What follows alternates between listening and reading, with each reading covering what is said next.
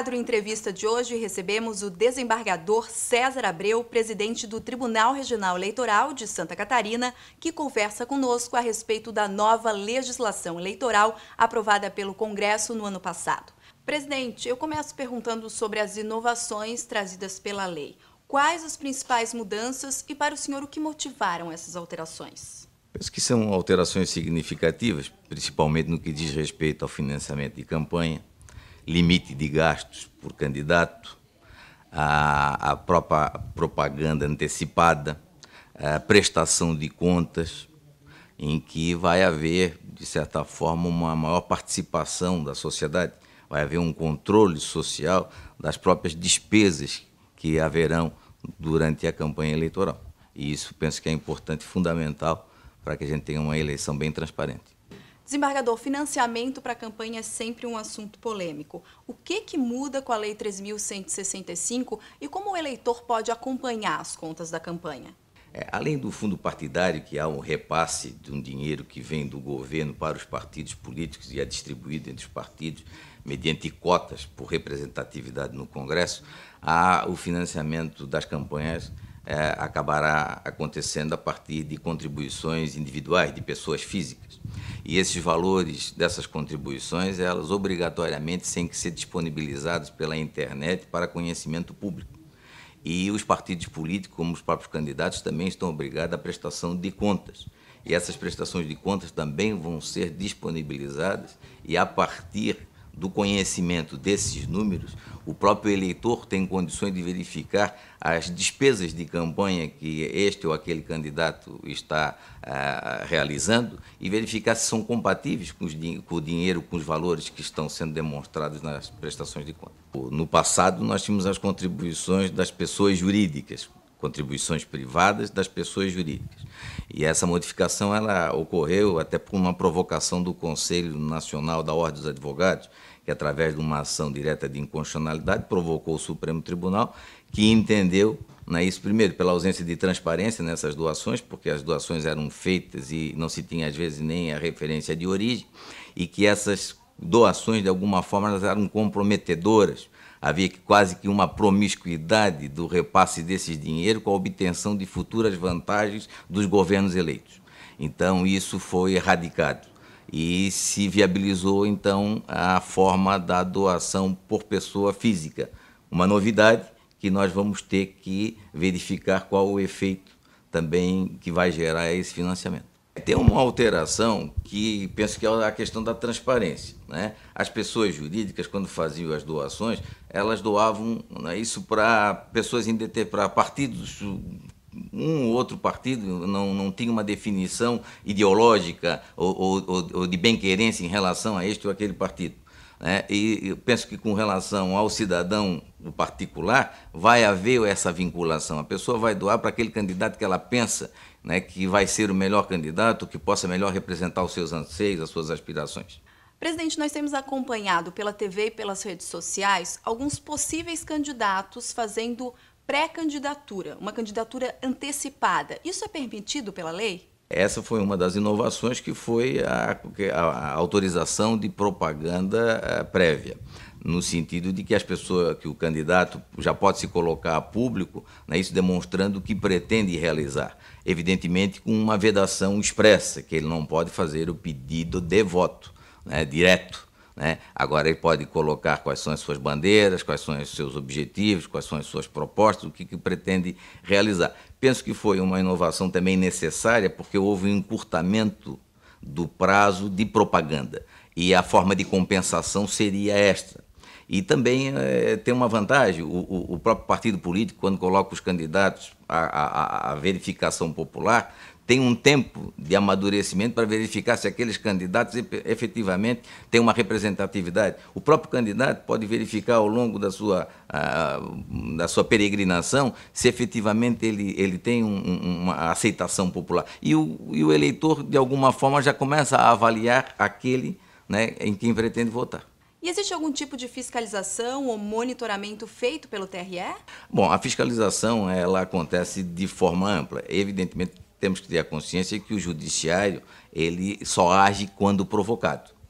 Então, tem toda uma legislação disponível, isso pronta para ser provocada, seja pelo Ministério Público, seja pelos partidos políticos, seja pelos candidatos, e o Judiciário está pronto, né, isso para dar as respostas necessárias.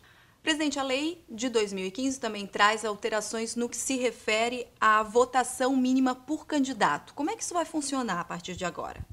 Isso, se nós verificarmos no passado, existia uma coisa que a nível popular e social não era bem aceito, né? Que era a hipótese de um candidato expressivamente votado, com uma densidade eleitoral significativa, acabava levando consigo, ou levando de carona, né, um outro candidato do partido com votação insignificante, de maneira que acabava não tendo uma representatividade popular.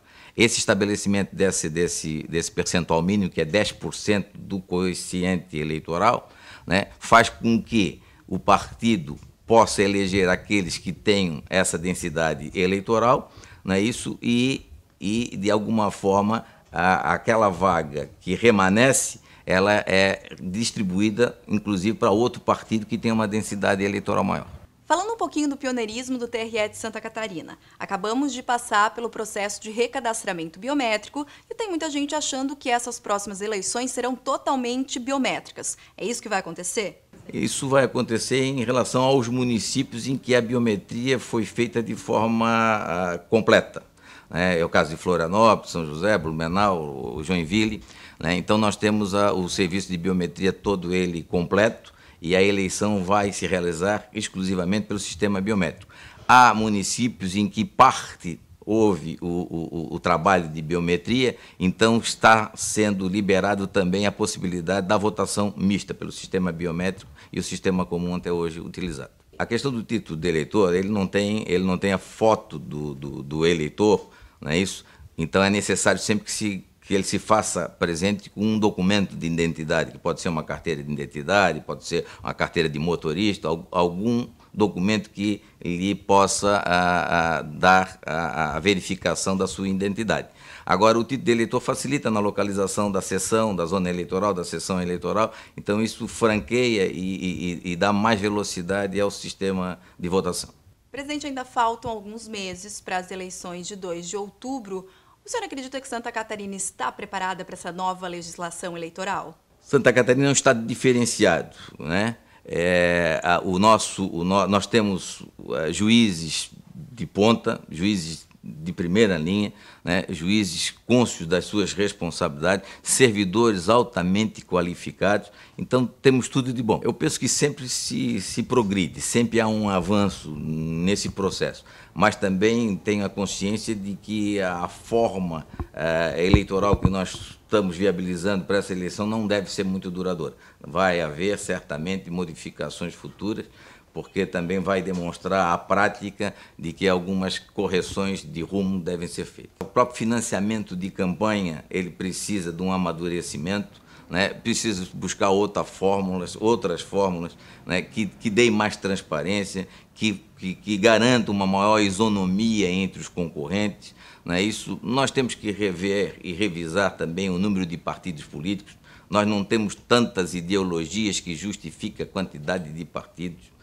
Nós temos que discutir a questão do voto distrital, nós temos que discutir, e isso a gente está vendo a nível nacional, a discussão que já começa sobre o nosso próprio sistema de governo, presidencialismo, semipresidencialismo, parlamentarismo. Eu acho que há necessidade de nós investirmos na educação do povo e na educação política do povo. Essas questões precisam ser discutidas com a sociedade para que nós tenhamos e nós encontremos o melhor caminho no que diz respeito às nossas representações políticas. O senhor falou do voto distrital. Isso é uma realidade que pode se tornar possível aqui para Santa Catarina? O voto distrital, para esse ano, não seria viável, porque nós temos um princípio constitucional, que é o princípio da anterioridade ou da anualidade. A lei tem que ter um ano antes para poder entrar em vigência, então isso não seria possível para esse ano.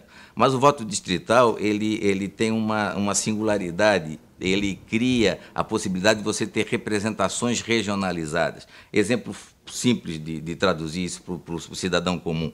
A grande Florianópolis, Palhoça, São José, Biguaçu. Então, nós teríamos candidatos que seriam representativos dessa região metropolitana e seriam eleitos por essa região metropolitana. Isso vai trazer qual o ganho real? De que todas as regiões do Estado estejam representadas politicamente.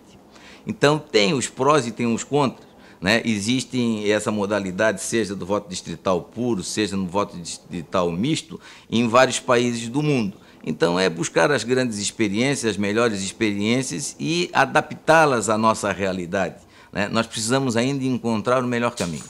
Obrigada, desembargador César Abreu, presidente do Tribunal Regional Eleitoral de Santa Catarina, pela sua participação e espero que o senhor converse conosco antes das eleições novamente.